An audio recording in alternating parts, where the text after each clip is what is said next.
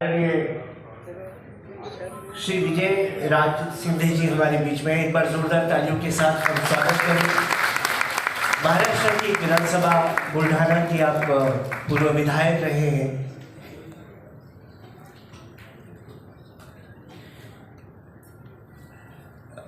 Surya foundation के vice chairman Shri वेद जी हमारे बीच में हैं। मैं उनसे एक बार मंच पर आने का आग्रह करूंगा।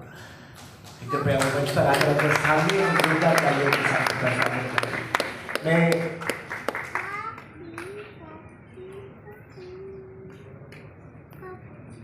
कार्यक्रम को आगे गति देने के लिए आदरणीय डीएन शर्मा जी से आग्रह करूंगा कि वो कार्यक्रम को आगे बढ़ाएं।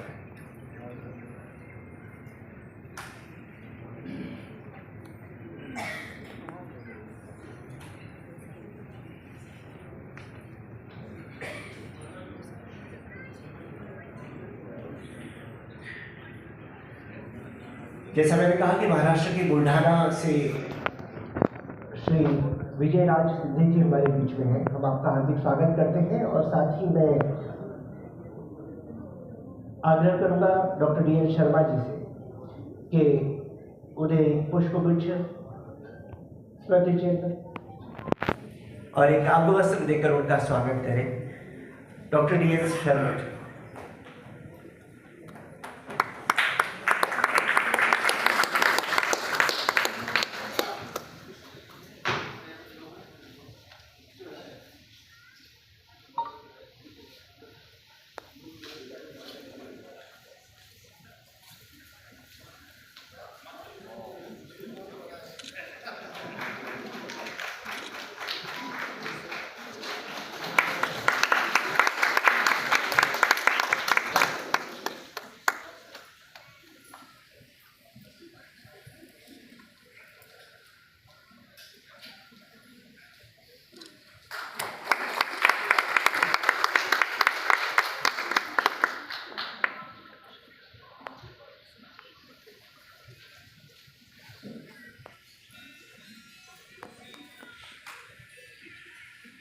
इसके बाद मैं श्री संजय शर्मा जी से आग्रह करूंगा कि आदरणीय वेद जी का भी वो स्वागत करें।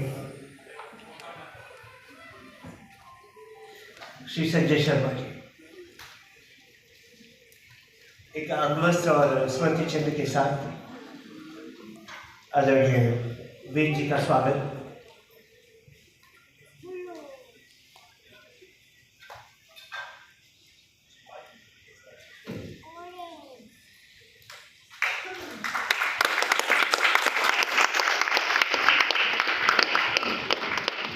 बहुत बहुत आभार। और इंटरनेशनल नेचुरोपैथी ऑर्गेनाइजेशन की परिकल्पना से लेकर आज उसके दुनिया के सबसे बड़े संगठन बनने तक का सफर, जिसमें बहुत बड़ी भूमिका डॉक्टर अनंत बिरादर की, हम चाहते हैं कि उनका भी एक बार सम्मान जरूर हो। मैं डॉक्टर संजय रामराज जी हमारे बीच में हैं। मैं उनसे आग्रह करूँगा कि कृपया एक बार डॉक्टर अनंत बिरादर का भी स्वागत और सम्मान करें एक अंगवस्त्र और एक पुष्पगुच्छ के बाद। हम एक बार जोरदार तालियां यहाँ तो तालियां नहीं चाहिए।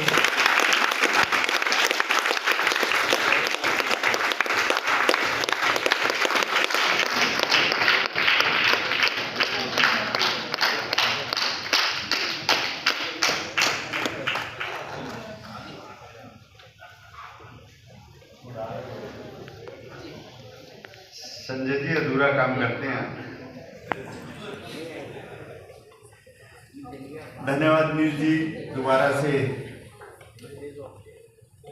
आप जिस इंतजार में हैं उस इंतजार के लिए क्या हमारे दिल का दर्द है वो कम से कम उनको दोबारा से याद कराएं। हम राजू बिष्टा जी को भी और डॉक्टर भोला सिंह जी को भी तो हमारे इसी तरह के प्रखर बात रखने में निपुण डॉक्टर विक्रमादित्य जी हमारे बीच हैं, तो मैं चाहूँगा कि वो अपने उद्गार कि हम कहाँ नेचुरोपैथी को अपनी सरकार अपना सब होते हुए भी 10 साल से पीछे जा रहे हैं, जहां थे वहां भी नहीं हैं। लेकिन जितना बहाव और प्रखरता उनकी जो है टीवी पे रहती है, उससे थोड़ा सा कम रखते हुए मैं उनको आमंत्रित करूंगा कि आप लोगों को भी कि दर्द कैसा होता है इस प्राकृतिक चिकित्सा को पीछे जाते हुए देखने से, उस दर्द का अनुभव जो है थोड़ा सा कर पाए। डॉक्टर विक्रमादित्य आचार्य।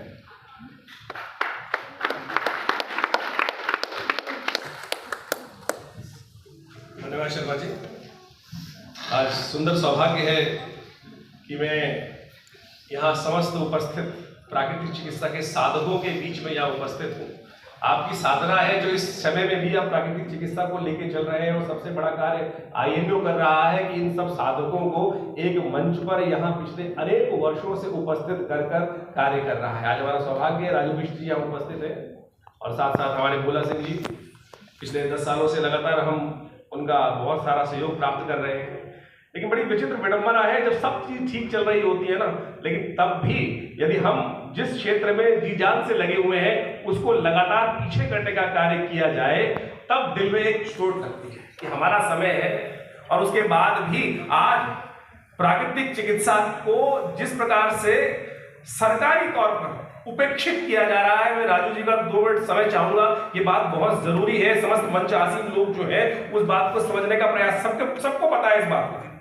लेकिन हमारा सौभाग्य एक है कि हमारे यशस्वी प्रधानमंत्री मोदी जी ने जब सरकार संभाली तो योग को पूरे विश्व में पहुंचाया, और पूरे विश्व ने योग का चमत्कार भी देखा। जब कोरोना आया तो पूरे विश्व ने योग को अपनाया और योग से अपने स्वास्थ्य को ठीक भी किया।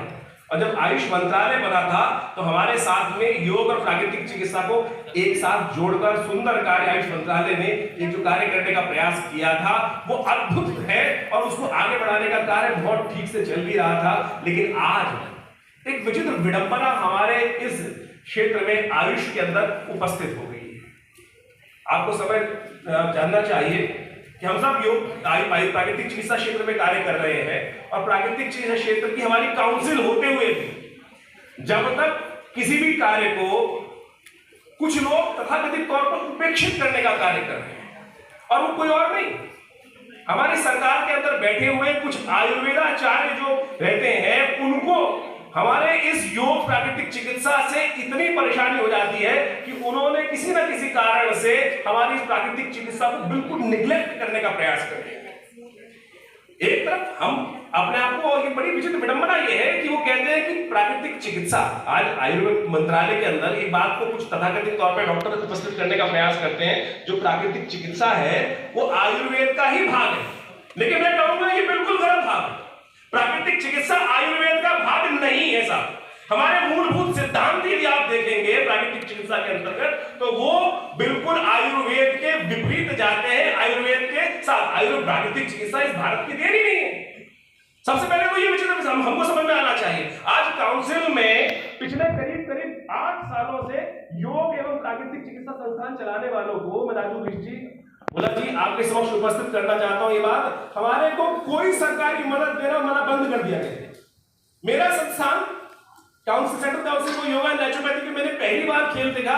अब तो समस्या क्या है, हम आवाज नहीं उठा सकते क्योंकि अपनी सरकार के खिलाफ बोल नहीं सकते हैं। हर जगह सरकार की सपोर्ट करनी है, और एक संस्थान को व्यवस्था बनाएगी ताकि ऐसे कम से कम 400 संस्थानों को ग्रांट के लिए सैंक्शन कर दिया गया, कुछ इंस्टॉलमेंट दे दी गई, और बाद में कह दिया गया कि ये ग्रांट कैंसिल कर दी गई है, ये सारे के सारे पैसे वापस कर दो, नहीं तो आपके खिलाफ FIR करा देंगे। काउंसिल में ना FIR दर्ज कराने की बात कर दी गई। ये स्थिति वास्तविक तौर पे आज हमारी सरकार के द्वारा की जा रही है। और मैंने सबसे पहले अरविंद बिलाना जी से एक बात रखी थी, इल्जा रखी थी कि भाई साहब ये बातें बोलने के लिए ये मंच ही तो है, कार्यक्रम का आरंभ हो रहा है, मैं अपनी विचित्र विडंबना लेके यहाँ उपस्थित हो गया हूं। लेकिन ये बहुत बड़ी समस्या है, ये बहुत बड़ी समस्या है, और यदि इसको हमने अभी ठीक नहीं किया तो ये समझ लीजिए आने वाले समय में फिर हमको व्यवस्था नहीं मिले। हमारे ही एक सिस्टम का, आयुर्वेद का जो शास्त्र है, इतना बढ़िया शास्त्र है। मैं कहूँ कोरोना आपने देखा हुआ, कोरोना गया और कोरोना के टाइम पे योग प्राकृतिक चिकित्सा ने अपनी चिकित्सा के माध्यम से, हम सब ने देखा है, तुलसी इत्यादि इन सब औषधियों के माध्यम से प्राकृतिक चिकित्सा ने हजारों लाखों लोगों को ठीक करने का प्रयास किया, और वो ठीक हुए, बिल्कुल तरह से ठीक हुए।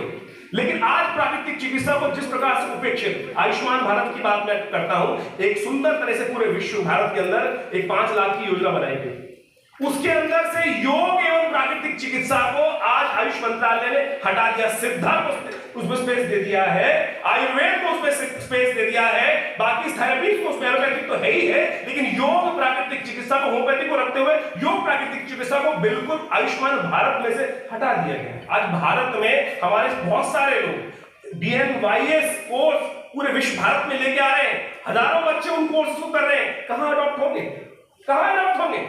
मैं कहूंगा आज NIO के माध्यम से हमको ये आवाज उस पटल पर रखने की जरूरत है। मैं दिल्ली में प्राकृतिक चिकित्सा का संस्थान चलाता हूं साहब, और मेरे पिताजी ने एक साहब बात की थी कि योग प्राकृतिक चिकित्सा का संस्थान चलाना है। मैंने आयुर्वेद उसमें ऐड नहीं किया, आयुर्वेद उसमें ऐड नहीं किया, योग और प्राकृतिक चिकित्सा विशुद्ध रूप से उसमें रखने का प्रयास किया। लेकिन स्थिति ऐसी हो गई है कि आज तथाकथित तौर पर कुछ बैठे हुए लोग लगातार प्राकृतिक चिकित्सा की ऐसी उपेक्षा। मुझे एक दिन ऑफिस में बुलाया गया CGHS के अंदर और कहा कि क्या करती है प्राकृतिक चिकित्सा? कुछ नहीं करती, कुछ प्राकृतिक चिकित्सा कोई इलाज नहीं करती। मुझे एक बात समझ में आई है, हम प्राकृतिक चिकित्सा है पिछले 10 सालों से यशस्वी प्रधानमंत्री जी ने आयुर्वेद के ऊपर दवा के पैसा खर्च किया है। क्या एक दवाई डायबिटीज के लिए निकली है? क्या एक दवाई ब्लड प्रेशर के लिए निकली है? क्या तथाकथित तौर पर इतने पैसे खर्च करने के बाद, मैं कहता हूं मैं NABH एक्रेडिटेड हॉस्पिटल पिछले 8 साल से चला रहा हूं। रिजल्ट ओरिएंटेड अप्रोच है, लाइफस्टाइल डिसऑर्डर डिसीज में प्राकृतिक चिकित्सा और योग अद्भुत कार्य कर रहा है और पूरा विश्व उसको देख रहा है, समझ रहा है। लेकिन हमारी काउंसिल में हमारे लोग कुछ बैठे हुए मोदी जी का स्वप्न है योग। मेरा कह रहा हूं सौभाग्य है हमारा कि हम योग के साथ जुड़े हुए हैं, नहीं तो आज प्राकृतिक चिकित्सा को उठा के कहां फेंक दिया होता, हम सब लोग सोच रहे होते। आज हम सबको इस पे कार्य करने की जरूरत है। मैं 2 मिनट के लिए समय मांगा था, मैं थोड़ा ज्यादा बोल गया हूं, लेकिन मैं चाहूंगा कि INO इस पर आज कार्य करें। और सही समझ लें, अगर आज हमने कार्य नहीं किया ना, तो आगे जो सरकारें आ रही है, जो दिखाई दे रहा है, जो व्यवस्थाएं बन रही है, हम सब लोगों को कहां उपेक्षा। मैं कहूंगा आयुर्वेद का जब आयुर्वेद को भारत सरकार ने अडॉप्ट किया 1970 के दशक में, उस वक्त जो प्रैक्टिस कर रहे थे लोग, वैद्य जो थे, जो साहित्य परिषद से निकल के आए थे, उन सबको अडॉप्ट कर लिया गया। नेचुरोपैथ की जो प्रैक्टिस कर रहे हैं उनको अडॉप्ट नहीं किया जा रहा, उनको अडॉप्ट नहीं, उनके लिए कोई व्यवस्था नहीं बनाई जा रही है। उनके लिए कह रहे हैं दोबारा एग्जाम देना पड़ेगा, ऐसा करना पड़ेगा, वैसा पढ़ना पड़ेगा, क्लास 1 क्लास 2। अरे भाई, आयुर्वेद के लिए जो सिद्धांत बनाया गया था, जिस प्रकार से जो आयुर्वेद का कोर्स करके आए थे 1970 के दशक में, उनका रजिस्ट्रेशन करने की व्यवस्था बना दी गई, तो हमारे आज क्यों नहीं? और उसके पीछे कोई और लॉबी नहीं है, कोई और लॉबी नहीं है, हमारे ही आयुर्वेद के लोग तथाकथित तौर पर जो आज गवर्नमेंट में बैठे हैं, वो इसका विरोध कर रहे हैं। तो आज मुझे लगता है कि हमको प्राकृतिक चिकित्सा INO के स्टेट से उनका विरोध ना करें, कम से कम समझाने का प्रयास तो करें। केवल समस्या किस बात की है कि अगर BNYS वाले डॉक्टर अडॉप्ट कर लिए ना, तो आयुर्वेद की जो नौकरी चल रही है वो खा जाएंगे।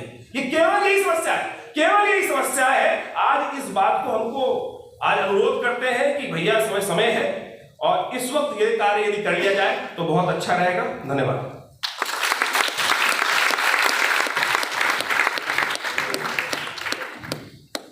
आदरणीय डॉक्टर भोला सिंह जी और राजू मिश्रा जी,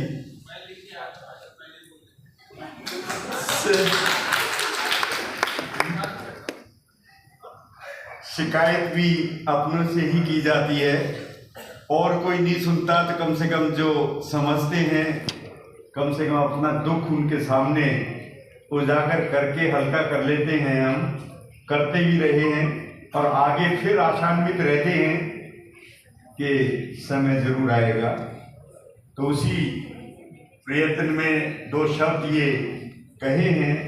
आप स्वयं देखें, आज इस आयु में, मैंने जैसे अभी उदाहरण दिया था डॉक्टर सुमेर चंद गुप्ता जी, जिनके पास कोई IAS ऑफिसर अधिकारी अपनी बात को ये कहीं भी जा करके अपने निडर स्वभाव के कारण जो है रखती है, कहती है, लेकिन सभ्यता के साथ,